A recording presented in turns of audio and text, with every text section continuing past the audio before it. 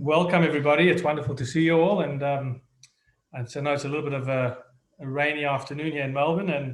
And it gives me great pleasure to welcome Shareen Richter, who's graciously given us of her time. And we want to thank you so much, Shareen, for joining us here in Melbourne. And like I was telling you just in the couple of minutes that we had before we started, we've been in a good position over the last few weeks. So thank God things are looking up. But it doesn't mean we haven't been challenged. Doesn't mean there's still not a number of challenges coming our way. So I think in any area of life, whether it's been through this COVID disaster or whether it's any personal challenges that we get, I think what we're going to learn from you tonight can help us in any area of life. And Shareen, for those of you who are not aware, didn't get a chance to read her incredible biography, just very quickly, just some incredible things. Obviously, she's an international author, a thought leader, global speaker, and one which I found pretty awesome. I've never heard from an international happiness professor, so I'm very excited to hear from you tonight. And just so many different things. She's a #1 best-selling author on Amazon,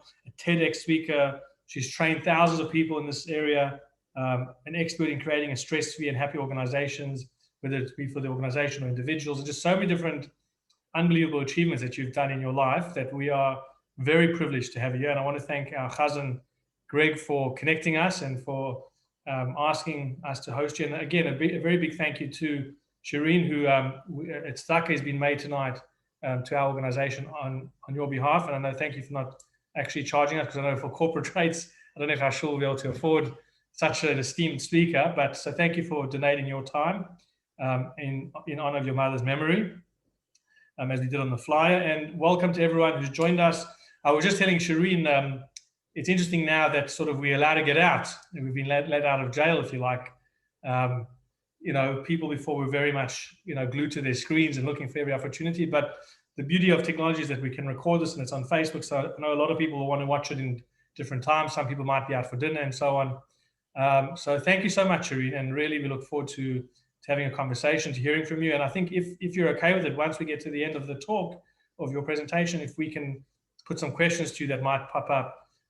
I'll open the chat box a little bit later because sometimes it's just a lot of chat goes on and it's distracting. So we'll open it up when we sort of come to the end of the discussion. If anybody has any questions, of course, I might put them to you as well. So once again, welcome, and it's a great honor and privilege for us to have you here tonight with us. Okay, I think you're on mute, Shareen. So just if you can unmute you, I've made you a co-host, so you should be okay. There we go. Hi. Can you hear me? Yes, perfect. Right. Thank you. Good evening to everybody in Australia, and it's an honor and privilege to be with you today. It is morning in South Africa, Johannesburg time, so and also beautiful and rainy. We've had such an intense heat, so we also have some rain. Thank you for giving up your time. As somebody quite rightly said, the most precious commodity on earth is time. We just don't have enough of it, or we don't seem to have enough of it to do whatever it is that we need to do in life. And so when someone takes out of their time to listen to what another person has had, it's a really big honor. So thank you for giving of your time today.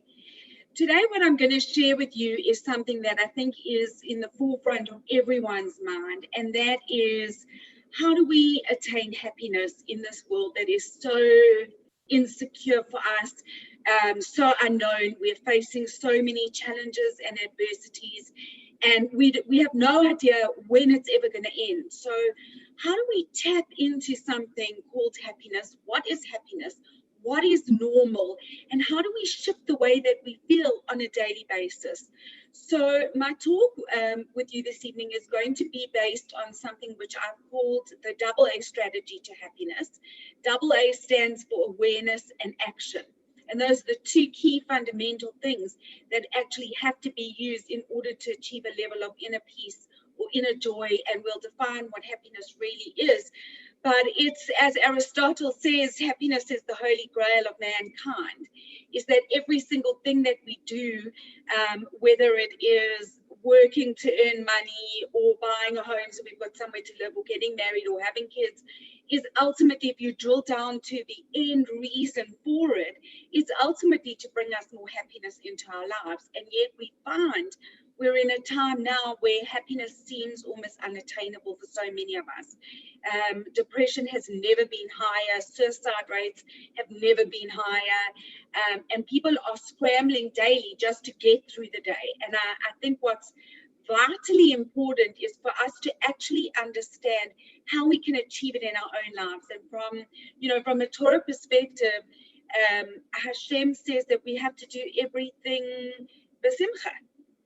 So what does b'simcha mean, and how do we bring that sense of joy into our lives when we feel like literally everything we've known, everything we've felt was normal is just crashing down around us? And the worst part is there's no end in sight. So it's not like, you're dealing with a crisis and you think, okay, there's a time frame for this crisis, and we know this crisis will end in a month or in 2 months, or, if you're getting divorced, okay, when my divorce is over, when that period is over, I'll feel a little better. Here we're in a crisis. We have no idea if it's going to escalate. We have no idea how many years it's going to last for. And so what I pray to share with you today is how to be able to start from today, finding that inner sense of happiness. And what's very key for me is the ability to give people tools that they can use in their lives. It's all good and well listening to speakers, and we've all listened to tons of them, and they say profound things, and it's amazing, and you leave the talk feeling inspired. But at the end of it all, we sit in a situation with, how do I implement this in my life? How do I make it real for me? How do I actually go about doing it? And for me, that's one of the most key important factors, is I'm going to actually give you actionable things that you can do that will change the way that you feel almost instantly. So it's not, let's try this and let's see how you feel in an hour, in a day, in a week, in a month. We're going to do things that are going to shift the way we feel right now. And so on that basis, I'm going to ask you, please, as we begin, to take your inhibitions, because we all have so many of them, and actually stick them under the chair you're sitting on, the bed you're lying on, wherever it is that you may be right now, is actually stick them away and just go with the flow. You're here because you want to find out about happiness. Happiness is not something that we think about.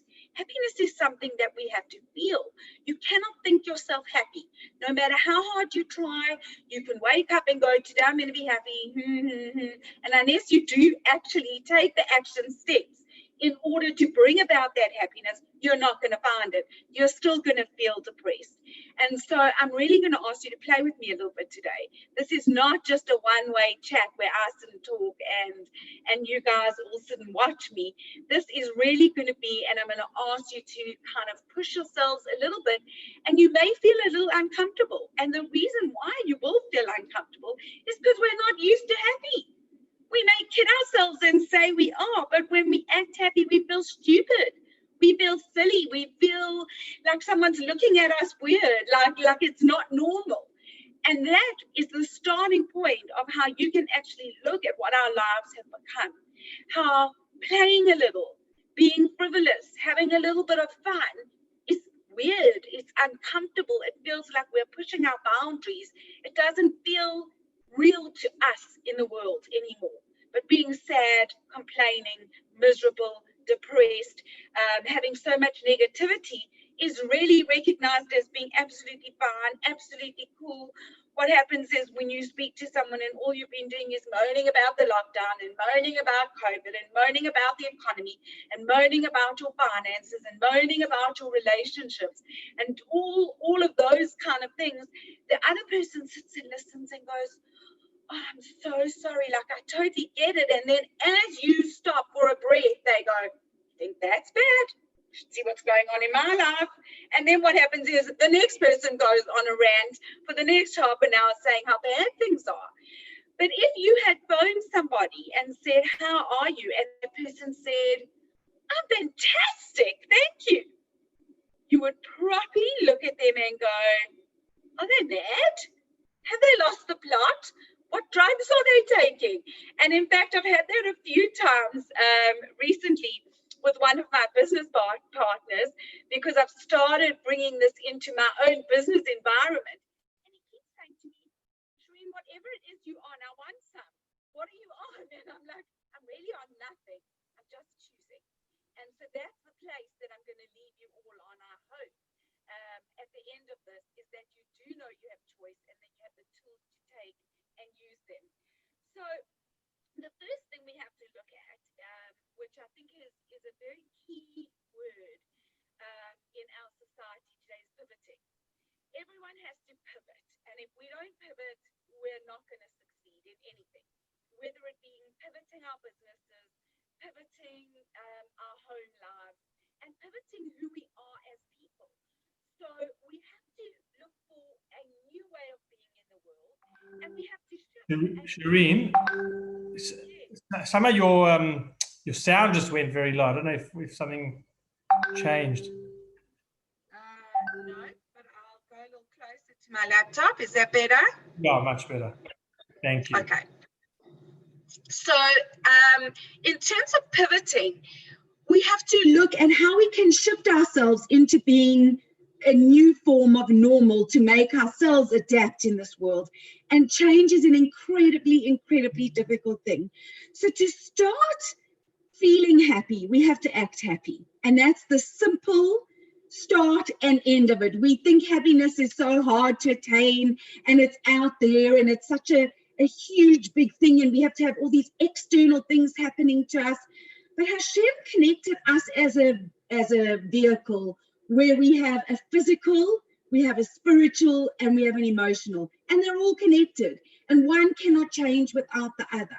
So the first thing I'd like you to do, and many of you I can't see, you aren't sharing your screens, so please do this behind your name, and even if you're on blocked view, is just to smile. So if you can smile for the ones of you that I can see, but like a really big smile. Like it's going to feel silly and it's going to feel a little uncomfortable, but make it so big that your teeth actually stick out and you're feeling so awkward and weird, I'm just sitting smiling at myself here. And try and keep that smile for as long as you can, because number one, Greg, who organized the talk, will think that you are loving me and I'm just amazing.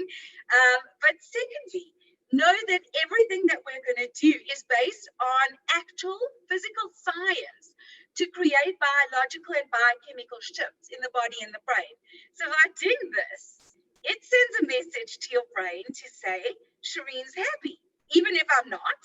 And the brain goes, okay, Shareen's happy, let's give her some happy drugs. And then the brain starts releasing some of our happy hormones and our happy chemicals into our brains. In fact, they even did a study at Harvard with a lot of business executives where they called it the pencil test. So they made people take a pen or pencil and do that, which kind of creates a smile-like shape, and sit like that for half an hour and work in their offices. And they found that the happiness levels of these managers and directors increased exponentially just by smiling. So we don't need a pencil in our mouths because it's really easy just to do this. And in fact, after about a minute or two, many of you will feel your cheek muscles quite sore. And that's a good thing. It's because you haven't exercised them. So here's another thing for the ladies out there. Smiling and laughing is the only thing that helps your face defy gravity. So when we do this, it exercises the muscles in an upward motion instead of gravity, which pulls everything down. And as we get older, we really want those muscles to be quite active. We just look so much better. So it's like a natural free facelift. Okay, so that's the first thing to do, is remember to smile as much as you can and as often as you can. And just going back to quoting something like from Pirkei Avot, where it says, greet everyone you see with a smile. Hashem knew what he was saying when he told you that. You should just walk around like this, even if you feel like your world is crashing, even if you feel like everything is falling to pieces. And guess why we do it? We are doing this not because we are happy. We are doing this to make us feel happy. That is the difference. So all the tricks and tips that I'm going to share with you, all your misconceptions about happiness that you had before, which was, I will smile when I'm happy, I will laugh when I'm happy, that is nonsense. We have this gift to smile for a reason. We have the gift to laugh for a reason. It's not just so we can lift our lips upward. It is to change the chemical composition in our brains and in our bodies. So what I want you to do, and along the way, as I'm talking, I'm going to get you to do little exercises with me so that you can really start to shift and feel a difference. So I'd like you just to think, how have you been feeling? And certainly over the last week, 2 weeks, I'm sure you're feeling a lot happier now that your lockdown is being released. But generally, how's your inner disposition been?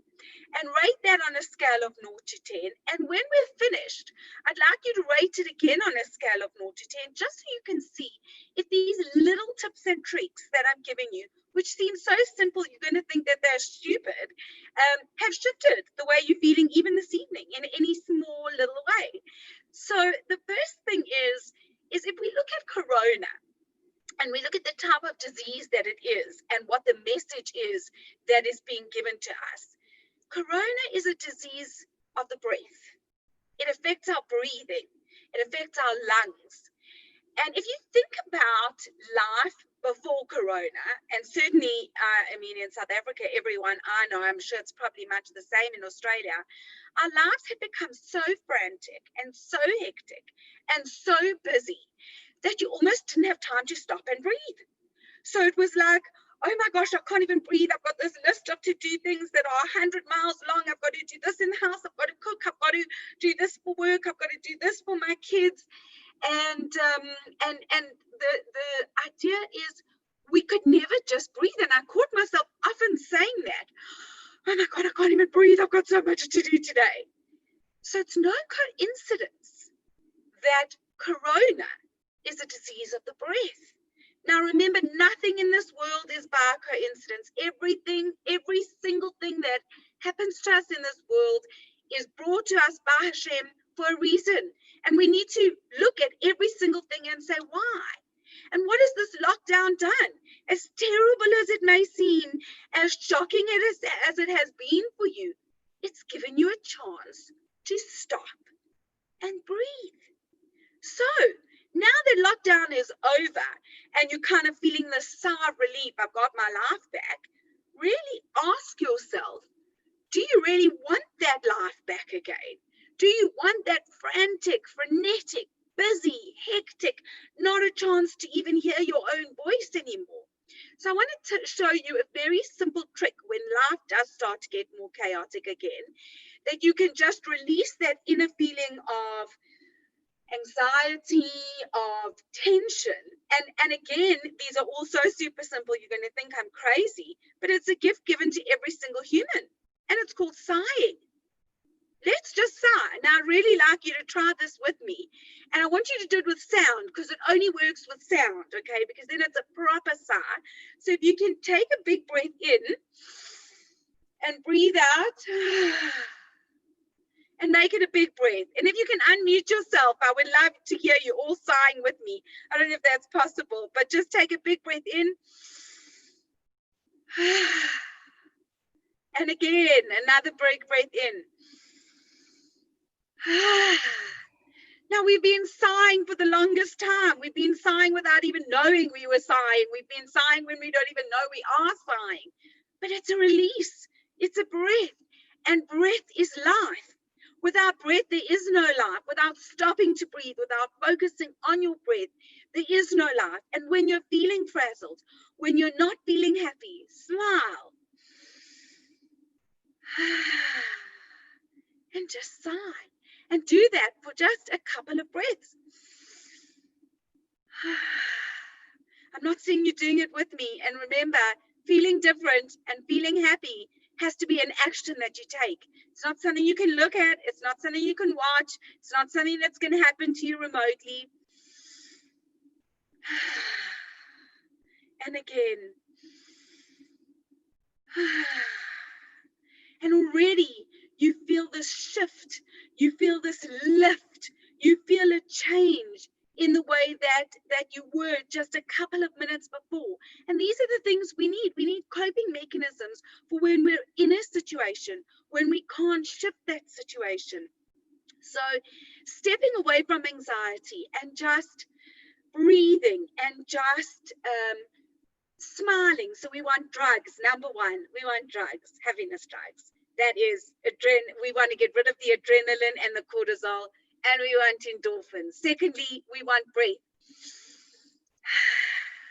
Your first two things in order to be happier. So now when we look at what is normal, a lot of our anxiety and our frustration comes from wanting to go back to normal. I want to go back to what normal was in my world before. But let's ask ourselves this really important question. What is normal? And who defines normal? Who says what's normal? What some people do, for example, take South Africa as an example, when Africans have a traditional African wedding, and they slaughter a cow and they do their prayers, to them that's normal. To people in the West, that's like, well, that's a bit crazy, don't you think? That's a bit weird. In Africa, when they have a wedding, the whole town's invited, the whole community's invited. You don't even need an invitation.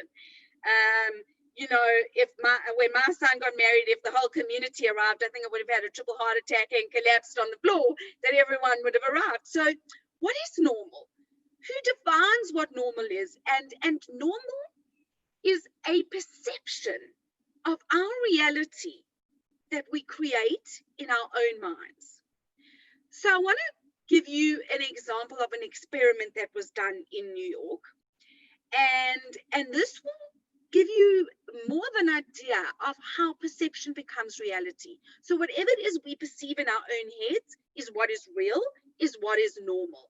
And how just by changing our perception of what normal is, or our perception of reality, we are able to change our normal and cope better with what we're dealing with every day. So here's an example, social experiment. An everyday man, a normal man, whatever a normal man is, because is famous normal, is unfamous normal, are you normal, am I normal, who is normal? A man, let's just say a man. A man went to New York. He went to Times Square. And while he was there, he hired a group of video people, photographers, and a bit of paparazzi. And he stood in Times Square with this group of people around him. And he was kind of just like you or me. And they were taking photos of him and waving and going, oh my God, it's him, it's him. They weren't even saying who it's him was. And the craziest thing is that within about 15 minutes, there were about 200 people in Times Square around this man going, oh my God, that's him. Yes, do you remember from that movie? What was it called again? Yes, him from that series. Yes, oh, I remember. Oh, we've got to get a photo with him. Oh my word. And as time passed, so the crowds gathered and gathered and gathered. And within no time, there were literally hundreds of people around him. And who was him? Him was just, you or I could have done this. But the perception that people had was this man was in Times Square. This man was in a place where film stars and famous people usually are. So you would expect someone famous to be there. This man was surrounded by paparazzi and photographers and video people and people going, oh my word, that's him. And so that's him, became famous for just being, that's him. Now, put that back into your own lives.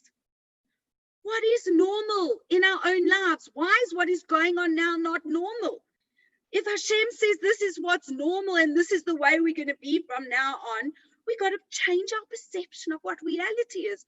We have to stop fighting what is brought into our world every day, because it's the fighting that creates the anxiety, that creates the stress, that creates the pressure in our lives every single day.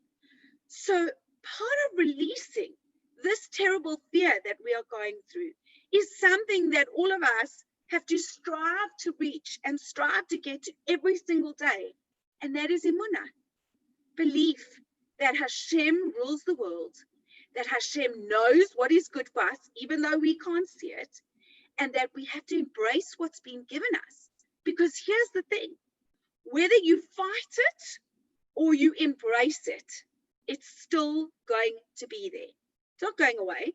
When you were under lockdown, no matter how much you hated it, no matter how much you wanted to scream and smash things and bash things and say, go away, stop it, it didn't. And it wasn't going to, until you realize you are not in control. None of us are in control. And that is the lesson. When we learn that we are not in control of anything external to us, that the only thing we have control of is what we have inside, our perception of reality, the way we accept what is going on, the way we choose or don't choose to bring happiness into our worlds or not have happiness into our worlds. So if that is the truth, and as we've seen, and you guys have really had the most draconian, hectic lockdown. I mean, in South Africa, we thought it was bad. And in fact, we're experiencing total COVID fatigue, where you can go out and you would never imagine that there was COVID. No one is wearing masks, no one cares. You know, people who have had COVID, my son had some friends for Brocha, and my son has had COVID, and thank God he was absolutely fine. He just had a bit of a headache and he lost his sense of taste. But him and all his friends were together on Simpastora, and they all got COVID. And so all of them that had COVID came to us for Brocha yesterday, and everyone was just carrying on as if everything was normal. And that's what we have to do. The lesson is COVID is not going anywhere for a long time. And even with the vaccine, it's not going anywhere in a hurry. They don't know if the vaccine is going to help. The vaccine's not a cure. It's just going to give us immunity for a couple of months. And then what? Who of you are willing to take the vaccine? If you do take the vaccine, it may only last for 2 or 3 months. And then you're back to square one again. So if we want to be able to cope in the world today, and we want to be able to live our best lives, which is the reason we were put here, the important thing is we have to have the awareness that we are not in control, that Hashem is in control of everything. And the sooner we give in to that, the sooner we will allow happiness into our lives. The sooner we realize that we cannot control whether lockdown is going to happen or not, whether anything in this world is going to change. Is there going to be a war? What's going to happen with China? What's going to happen to America? We've got no control over it. So why stress about it? Control what you can. And the only thing you can control is what is in here. So how do we do that? And how do we bring happiness in here? Well, we know that when we are put in this world, we are always given the cure to everything before it even happens. So we would not be given these problems if we were not given the ability to find a solution to them before the problems arose. And it starts with this. So let's just all do this. Because it starts with choosing. And the people that I'm seeing on the screen are most definitely not smiling. So where's your choice? And we're still on the call. Okay, good. That's looking better. But it starts with choice. You have to make yourself happy, and you have to make it a priority. And I'm going to share something that is quite surprising for many. Happiness is not going to just happen to you.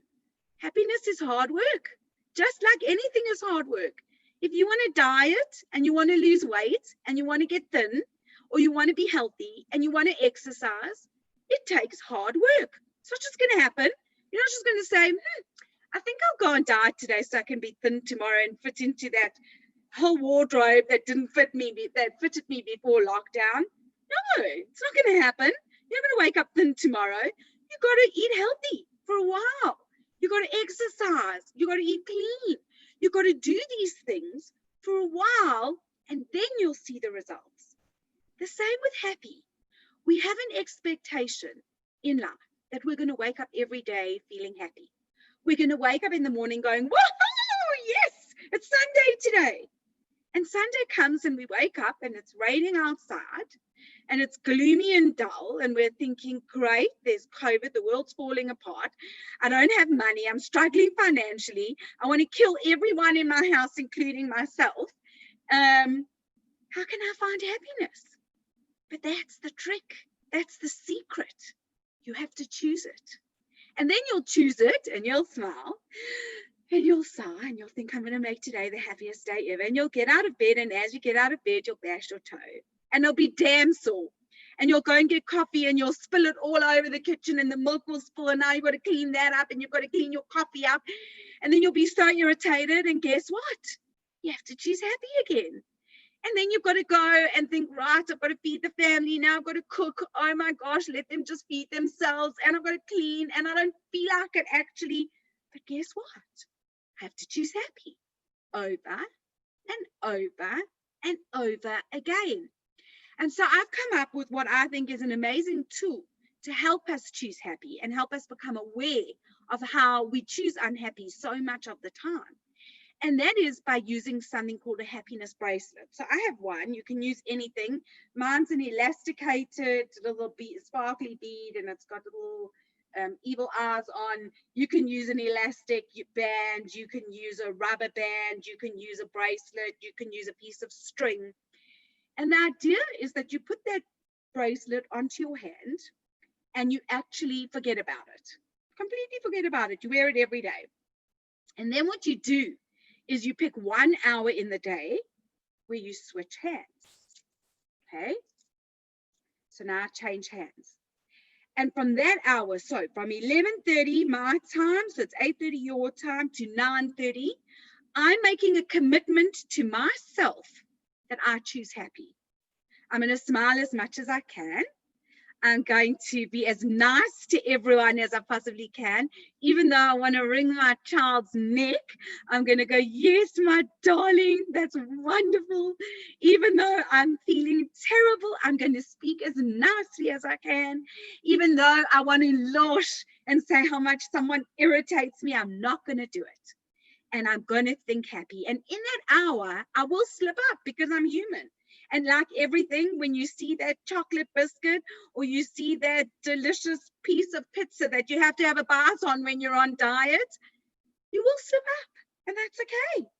And when we do, what we do is we switch hands and we put it on the other hand. And now we carry on. And so I have many instances where I have corporate people that I do this with at work, and I say, well, if you're standing in front of your boss and your boss is constantly doing this in front of you, you know you're really doing something that's pissing them off, and they're just being kind enough not to say anything. But that's how we recognize. We have to be aware of what's going on in our minds. We have up to 70,000 thoughts a day, and research has shown that most of those thoughts are not positive. Most of them, 80% of them, are negative, but we don't even know they're negative. So how will we even know that they're negative if we're not aware of them? And that's where it comes to the AA strategy of happiness, awareness. You can't fix something if you don't know it's broken.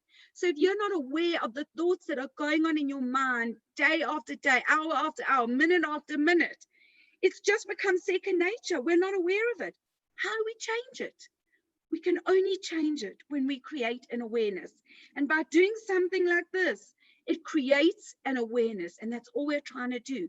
Because when we're aware, I had a negative thought, or I got angry over something, or I got upset over something, or I started feeling unhappy about a situation that really in the big picture, is it worth getting unhappy about? Is it worth upsetting my perception of reality? I can change it. But if I don't know I'm doing it, and I'm doing it constantly every day, day after day, I can't change it. So that is my third tip. The one is smiling, the one is breathing and sighing, and the third tip is getting a happiness bracelet. Doing something to create the awareness in your mind of what you are thinking hour after hour and day after day, and make happiness a priority. So you have to choose it. Yes, things will happen that won't be good. And yes, you will slip up. And yes, you will go through trauma. And yes, it's okay to do that. And yes, it's okay to be sad, and it's okay to cry, and it's okay to feel that and to be in that moment. But once you've been in that moment and experienced it, it doesn't help to carry it on for weeks. It doesn't help to carry it on for months, because the only person it's affecting is you, nobody else, nothing external to you. We always think that happiness is going to be attained by more money, by people being nicer to you, by more of other things outside of ourselves.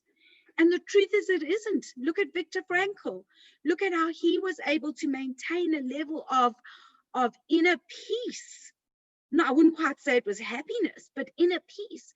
And if we define what happiness is, true happiness, as defined even in the Torah Simcha, is not, yay, I'm so happy and I'm running around acting like a crazy person all the time because I'm so happy. No. True inner Simcha or inner happiness is about having a feeling inside that says, I've got this. I'm okay. And I can do this. And yes, I'm going to have a bad experience. And yes, I'm going to have a bad day. But ultimately, I have the inner strength or the inner know-how to turn this, to work through it, and to actually be okay.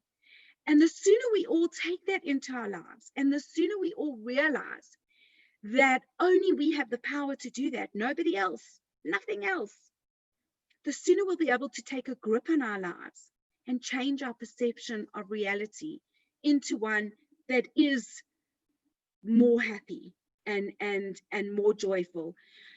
So I want to share one of the last, not last, but just because of time, I have so many, but one of the most important things in terms of shifting the way you feel instantly, and that's laughter. And I'm known as a laughter and happiness professor. And for many years, because I started doing this in 2009, and when I started doing laughter coaching, people thought I'd lost my mind. And that goes back again to the concept of, why is laughing crazy? You know, why is being happy crazy? Why is it defined as such a ridiculous thing? And yet being sad is defined as so normal. So I'd like to just share a little bit of my story so you know where it comes from, and maybe it'll help you relate to how you can bring it into your own lives, because we laugh not because we are happy. We actually have been given the gift of laughter in order to make us happy. And that is a fundamental mindset shift or change, that we need to use this gift that's been given to us in order to create happiness within ourselves. So in 2008, actually, I was going through a really hectic, our family was going through a very hectic time. And what happened is that someone in my family who suffers from depression, who was in hospital, was really in a bad way, and her kids were obviously in a bad way. She was having shock treatment, and she was having medication, and the whole family was kind of like a mess. And I had watched the Oprah, you know, people say Oprah changed my life. Oprah changed my life. So Oprah Winfrey had a show, and on it, she had her makeup artist who suffered from depression. And he had done a laughter class. And when she interviewed him and she said to him, how did it make you feel? He said, I felt the stress lift off my body. It lifted off my soul. And I sat there watching that thinking, oh my word, I need some of that. Yo, if there's anything I need some of that. But there was nothing available in South Africa at the time. Fast forward to about 6 months later, and this person in my family happened to be very ill. And since I'm not a natural blonde, it takes many hours to achieve this color in the hairdresser, back in the day when you could go and sit in the hairdresser. I happened to be reading a magazine, and there was an article that there was somebody here from India who was doing a laughter class. And I thought, wow, I could so do with laughter. Anyway, to cut a long story short, it happened to be on a Saturday morning. And during that time, I was not Shomrei or kind of anywhere where I am today. And I dragged my entire family to this creepy, weird theological center somewhere in Melville with long, spooky grass and creaky doors. And we got there to this laughter thing. There were 8 of us, my late father-in-law, my brother-in-law, my kids, my niece and nephew. And we arrived there, and the person who was going to facilitate the session just didn't pitch. So there we were. I felt like the biggest idiot. 8 people arrived at this creepy place to laugh, and there we were. Somebody who was there had experienced a laughter class, and said to me, you know, all of you guys have come and I feel so bad, I'll facilitate for you. So we said, okay, fine. And off we went and we did the class. The class lasted about 45 minutes.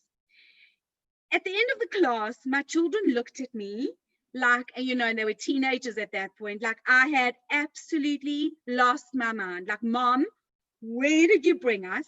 What have you made us do? We just laughed for 45 minutes. But something fundamental inside of me shifted. I got into my car with my kids and I was like, hey, life is good. But nothing had changed. I literally felt like I was on drugs. But everything in my world around me that still felt like it was crashing down around me was still there.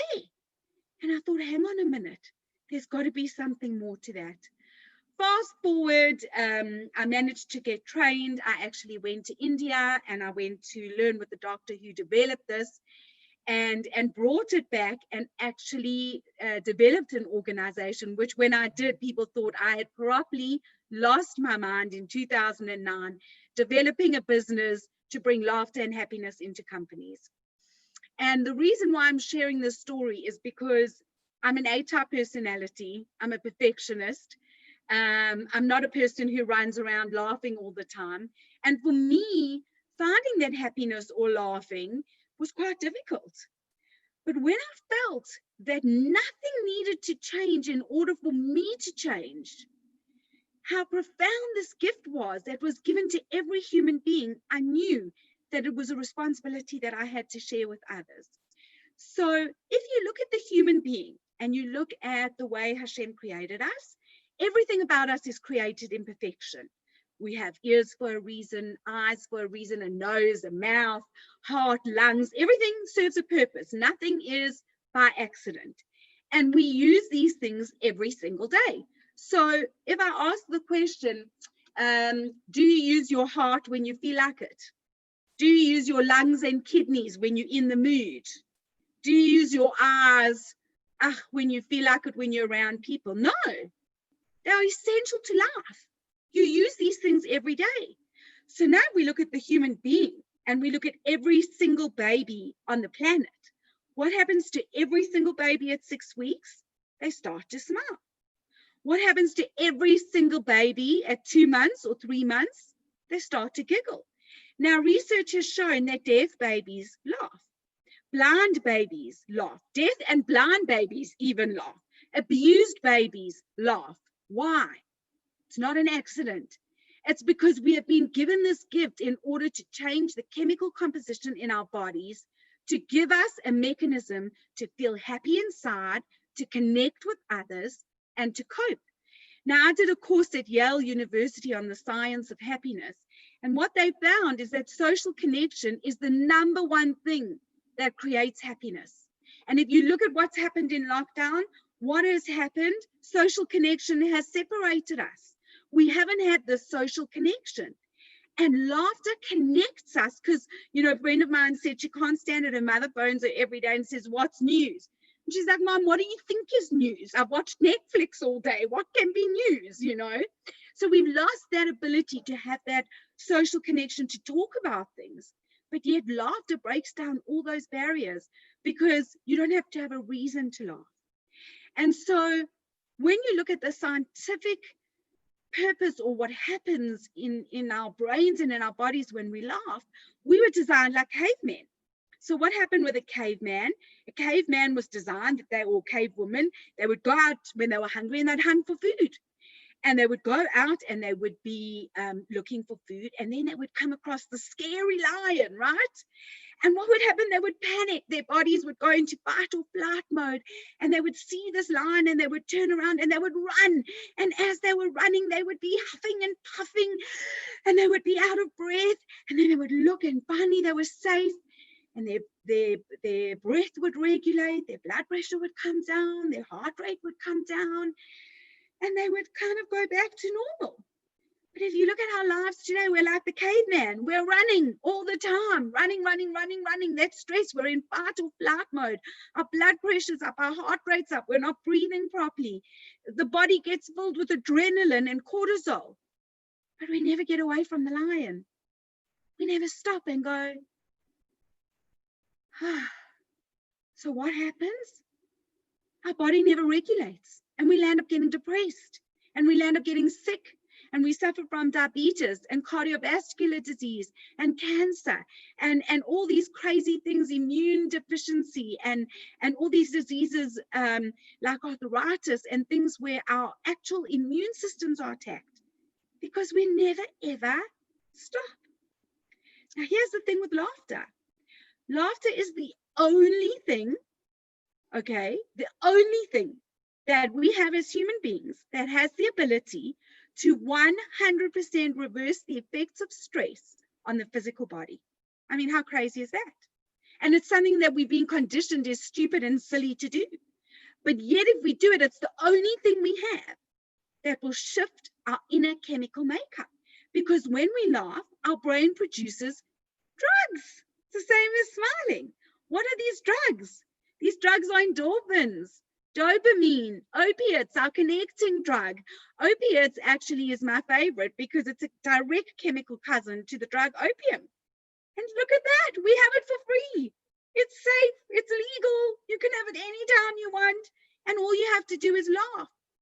So how do we bring about this laughter when life doesn't feel funny? When we don't have happiness in our worlds, when things are overwhelming for us and we feel so disconnected? We have to laugh. And how we do this is we use laughter as an exercise. So in the same way that you'd go to gym or you do exercise for your physical body, laughter is for your emotional and your spiritual body. And how do we do this? We do this the same as you would do exercises in gym.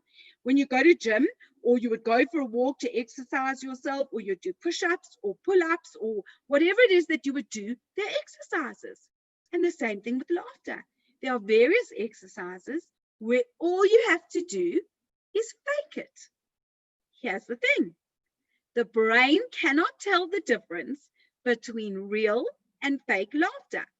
So whether you're laughing because you heard a funny joke or you are simply faking it and going, this is so pathetic, oh my God, this is ridiculous. The brain actually can't tell the difference. We think the brain's so advanced, but the brain can't tell the difference. And what happens is that the brain releases this flood of good, wonderful, happy drugs into our bodies, and we feel incredible. So the idea is fake it till you make it. Fake the laugh till you get the real happiness. And how do we do it? So I'm going to ask you to play, and I would really love it if you could all unmute yourselves, because the sound of laughter is contagious, and we have mirror neurons in our brains. And when we actually laugh and we hear somebody else laughing, it enhances us to laugh. So this is going to be the biggest gift of the whole thing. And so I urge you, Shareen, please do this. Yes. I'm going to allow everyone to unmute themselves, but you're going to get muted. So just make sure you unmute yourself in a second. Perfect. Okay, so everybody, you can unmute yourself now when Shareen make a noise and do so. And please unmute yourselves, because this is going to be the biggest gift you're going to give to yourselves. And you will feel how differently you will feel, and you will feel how amazing you feel in literally 1 or 2 minutes. Honestly, you're going to feel a little silly because we know that, Greg, you're still on mute. You have to laugh with me. But yes, you're going to feel amazing, and give yourself this gift. Because this is where choice comes in.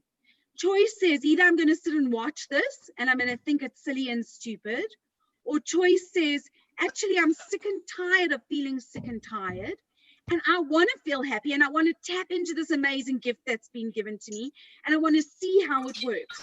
So here's the simplest way of doing it. Remember, the louder you laugh and the harder you fake it, the happier you will feel and the more drugs you get.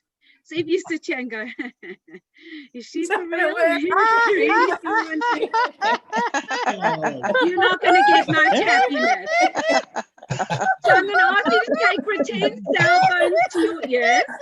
And we're going to start with a giggle. And we're going to make it louder and louder and louder. You ready?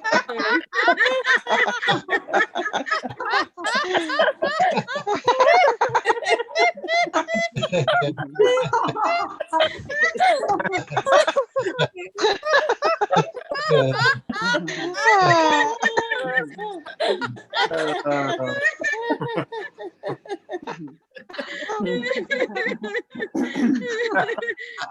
that amazing laugh. It really makes me laugh.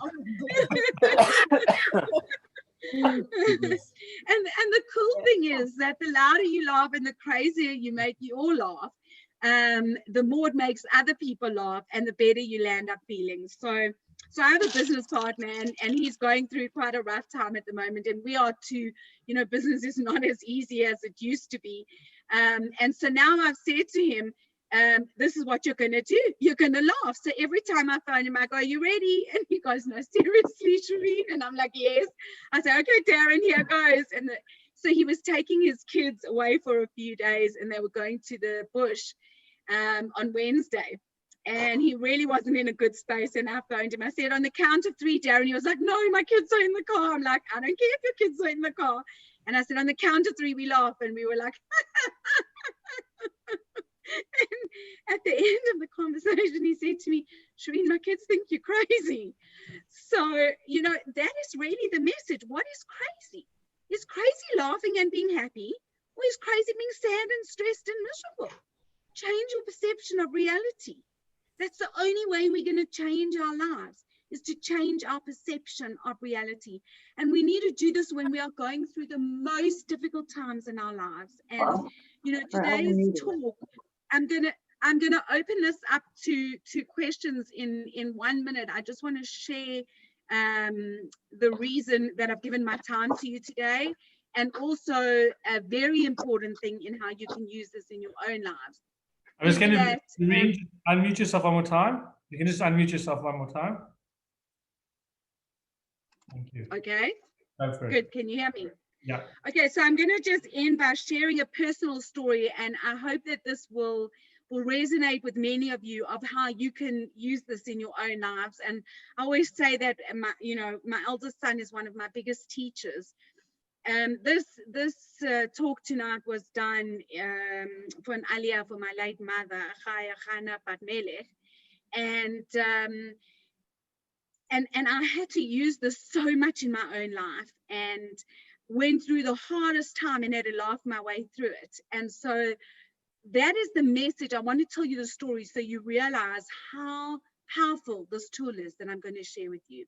So this is something that I do, and my mom was diagnosed with stage 4 inoperable lung cancer, and she had to have a really traumatic operation, and she had to have her throat cut open, and they had to do a biopsy, and there was only one doctor in the whole of the country that could do it, and they had to kind of stick a pipe down to get into her lungs to get pieces of tissue so they could do this biopsy for her.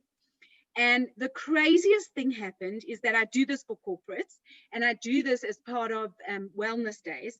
And I had been asked, I was doing a session for a medical company, for one of the biggest companies in South Africa, 2 half-an-hour laughter sessions, just for wellness. Not much talking, just laughter. And the sessions were booked for 1 o'clock.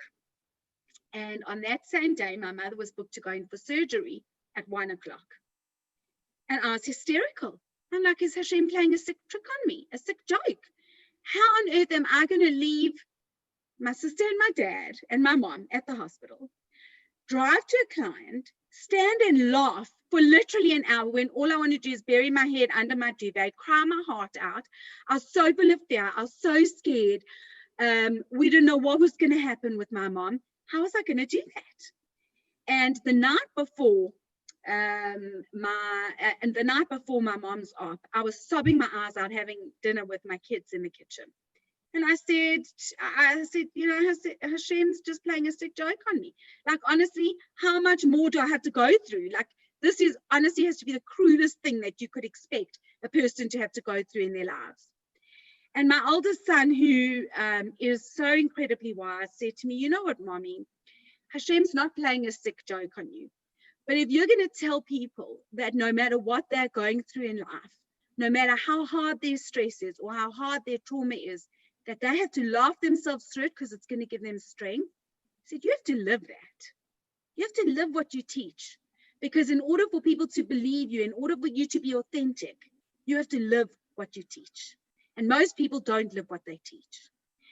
And it was quite profound for me, and I still can get my head around it. And the next day, I went to the hospital, and we were all in a state. And my mom went into theatre, and I drove to my client with tears pouring down my face. Honestly, I was hysterical. I arrived as the happiness professor with puffy red swollen eyes going, right, people, I'm here to make you laugh, which wasn't very funny at the time. And I decided to be honest. And I stood in front of all these people, and there were literally hundreds of people in the room.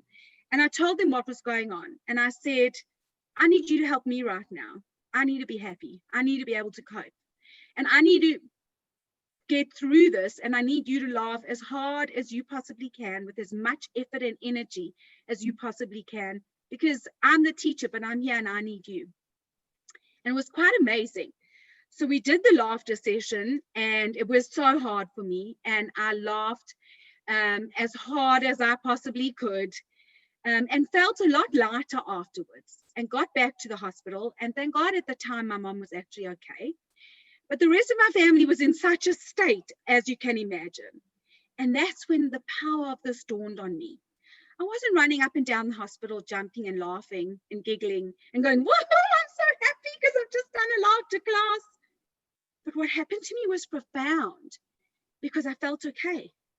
I felt strong. I felt like I could cope. I felt like suddenly I had been given this inner strength deep within me, that I wasn't falling apart, that I wasn't falling to pieces, that I could actually look at the situation and I could cope. And while the rest of my family were not in a good state, I was actually able to pull myself together, and I was able to help my mom.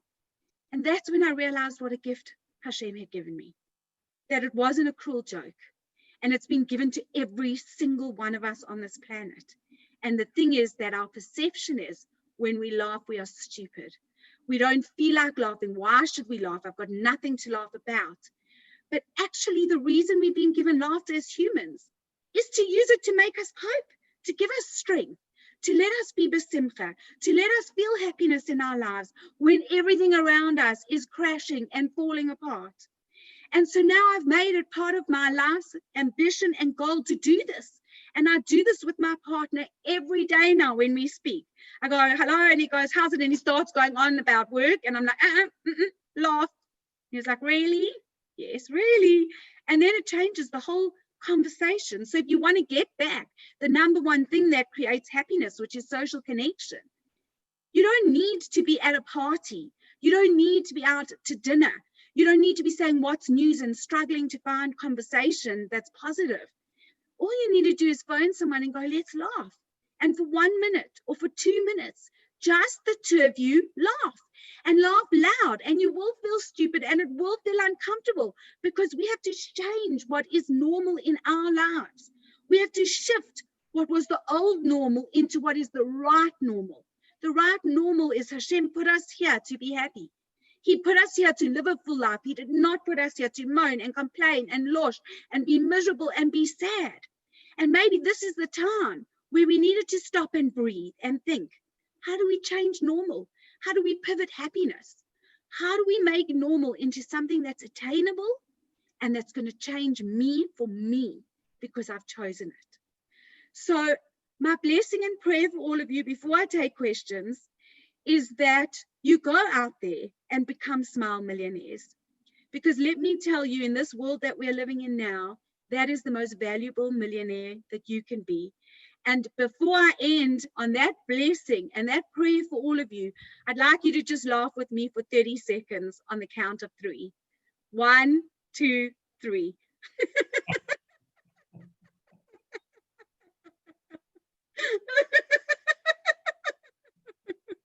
It's really funny laughing to myself with everyone on mute.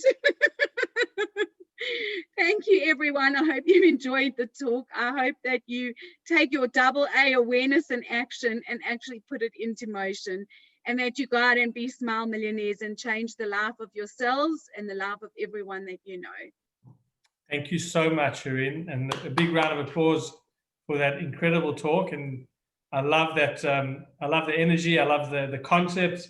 And before we take a couple of questions, just something which struck me, one of the things that I've always thought about was the Gemara tells us, we say it in benching, az yamale schok pinur, then, which means our mouths will then be filled with laughter, which refers to the times of Mashiach. And a lot of the commentators ask, why do we have to wait till Mashiach till we can have laughter, right? Why is the prophet talking about only laughter during the times of Mashiach? And it says because in this world there's so much anger, depression, anxiety, all the things you're talking about, and so that almost covers up on our laughter. When Mashiach comes, we're going to only have the revelation of Hashem. We're going to only see true godliness, and that will make us laugh. But the question is, we should be able to do that even without Mashiach. And the way to do that is, if the more you laugh, it means the more that you have faith in Hashem. So I think you were spot on when you said that laughter really helps you deal with all these things, because the more you laugh, the more you mean that you're putting your trust in the one above. And so thank you very much for giving us the tools to be able to laugh, which in fact, as you've said in the talk, does assist us in dealing with all the different things which unfortunately sometimes conceals God from us. So thank you for that. A couple of quick questions, and of course anyone feel free to put, if you had any questions in that you wanted to put to Shareen. One question that someone sent to me privately is when it comes to this laughter, which is very, very as you said, very contagious and very difficult, and sometimes you feel a bit strange to do it. Is there any time where you would think it's inappropriate to laugh? Like, would you say that a person should, there are times, and I think you did answer it, but just maybe to clarify, there are times where we need to cry. There are times where we need to feel, perhaps sad. How do we differentiate when we need to laugh or when it's appropriate not to laugh?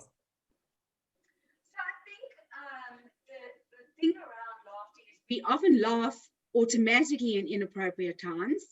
And there's a very profound reason for that. So I wondered why, sometimes people will laugh at a funeral, or someone will trip and they'll go, oh, are you okay? You don't, but why are you even laughing? And we do actually laugh randomly in inappropriate times. I remember when I was a teenager, someone was stealing my car. It was the middle of the night and I was looking outside my window. There were 3 people stealing my car and I couldn't stop laughing. And I ran into my parents' room going, they're stealing my car, and phoned the security, and the security company thought I was crazy because I couldn't stop laughing. They didn't even believe me.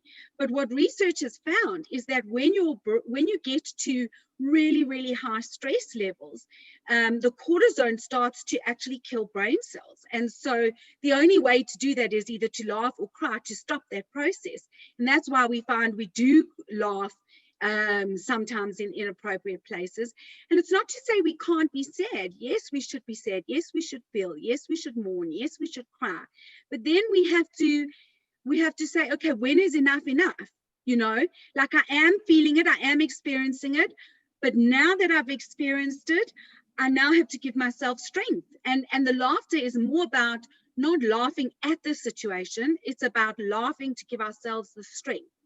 And so there's never really a right time, because the times we should be laughing are the times we feel it the least. Wow, very good, beautiful answer. Now, I didn't realize it's already after 9 o'clock.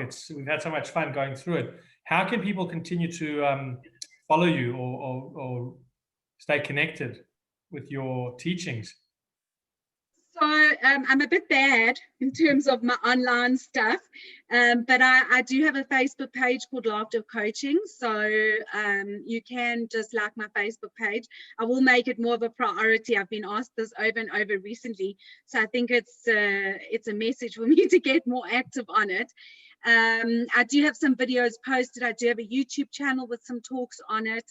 And I will try, especially in light of the times that we're going through, to continue to post and update people with tips and tricks and different methodologies to bring more happiness. Wonderful. I've just posted your Facebook link so people can like your page. And once again, a really, really, big thank you from myself, from Greg, and from all of us that had the privilege of watching you live, and of course those who will watch it as a recording. And yes, everybody, look, I think just take some of Shareen's advice. I'm certainly going to try it. I don't know about the bracelet. Do you have any suggestions if you don't want to wear a bracelet? Maybe I should have a laughter kippah that I switch every once a day. That's a great idea. It can be anything that creates awareness. So it doesn't have to be a bracelet. It can be a ring. It can be a a kippah, it can be a piece of string, you know, that you have around your arm, or even an elastic that you only just put on for that 1 hour and then take off. Love it. But as long as you can see it or you're aware of it. So if it is a kippah, make it a really fun one. Fantastic. And so once again, a big thank you to everyone who's joined us. This week, we still have another great event also coming up on Thursday night with Tali Shine. She's going to teach us some really awesome healthy tips for Hanukkah. So that should be a really exciting session as well. And once again, a big thank you and a round of applause to Shareen. And I hope we can laugh together at, for good times, for good reasons, for simchas, and only blessings for you and for your family and for the community. Man, thank you. And please, guys, whoever's watched this, take this and just take action and share one little thing with somebody you know, because that's how we spread happiness. Beautiful. Absolutely. Thank you, everybody. Have a wonderful night. Thank you for having me. Oh, thank you for joining us. Good Thanks. night.